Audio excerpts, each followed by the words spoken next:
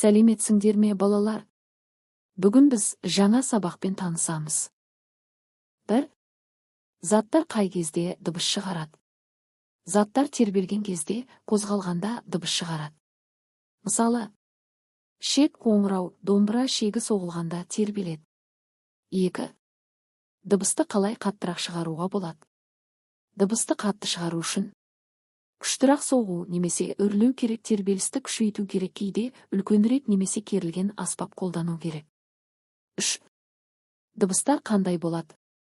Дыбыстар әр түрлі болады. Қатты, ақырын, жоғары, жіңішке, төмен, жуан, таза, шуыл. Мысалы, құстың дауысы жоғары, ал қоңырау қатты дыбыс. 4. Дыбыс қайда жылдамырақ таралады? Ауада ма, суда ма, әлде қатты затта ма? Дыбыс ең жылдам қатты заттарда таралады, одан кейін суда, ең баяу ауада таралады. Себебі қатты заттарда бөлшектер тығыз орналасқан, сондықтан тербеліс тез беріледі. Суреттегі дыбыс деңгейлері. Жапырақ сыбдыры 10 дыбы, адамдардың сөйлесуі 50 дыбы, шаңсорғыш 70 дыбы, айқай 75 дыбы, метро пойызы 100 дыбы, ұшақ үні 120 дыбы. Дыбыс қаттылығының өсу реті. Жапырақ сыбдыры адамдардың сөйлесуі, шаңсорғыш айқай, метро пойызы, ұшақ үні. Құлаққа жағымды дыбыстар. Жапырақ сыбдыры 10 дыбы, адамдардың сөйлесуі 50 дыбы. Себебі бұл дыбыстардың деңгейі төмен, құлаққа жайлы, есту мүшесіне күш түсірмейді. Зиян келтіруі мүмкін дыбыстар. Айқай 75 дыбы, ұзақ тыңдалса зиян, шаңсорғыш 70 дыбы, ұзақ уақыт әсер етсе шаршатады, метро пойызы 100 дыбы, ұшақ үні 120 дыбы. Себебі дыбыс деңгейі жоғары болған сайын құлаққа түсетін қысым артады. Бұл есту қабілетін әлсіретіп, тіпті зақым келтіруі мүмкін. Қандай жерде қатты дыбыстарды естиміз?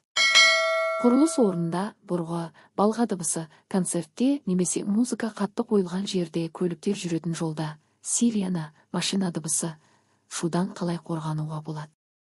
Құлаққап немесе арнайы қорғаныш кию, қатты дыбыс көзінен алыстау, дыбысты бәсеңдету, музыканы қатты қоймау, терезені жабу. Дыбыс қаттылығы арақашықтыққа тікелей байланысты. Дыбыс көзіне жақын болған сайын дыбыс қаттырақ естіледі. Дыбыс көзінен алыстаған сайын дыбыс әлсірейді, бәсеңдейді. Неліктен? Дыбыс ауада таралған кезде оның энергиясы жан-жаққа шашырайды. Сол себепті алыстаған сайын дыбыс күші азаяды. Қорытынды. Арақашықтығы артқан сайын дыбыс қаттылығы кемейді. Құлаққап қашан пайдалы? Шулы жерде, көлік, құрылыс, көше, құлақты қорғау үшін, сабақ тыңдағанда, немесе бейнені тыныш жағдайда тыңдау үшін, басқаларға кедергі жасамау үшін. Бұл кезде дыбыс деңгейі орташа болса, құлаққа зиян келмейді. Құлаққап қашан зиян? Дыбысты өте қатты қойып тыңдағанда, ұзақ уақыт, көп сағат бойы, тоқтамай қолданғанда, ұйықтап жатып тыңдағанда, бұл жағдайда құлақ шаршайды, есту қабілеті нашарлауы мүмкін. Осымен балалар, сабағымыз аяқталды. Келесі сабақты көру үшін менің каналыма тіркеліп, лайк басып, пікір жазуды ұмытпа.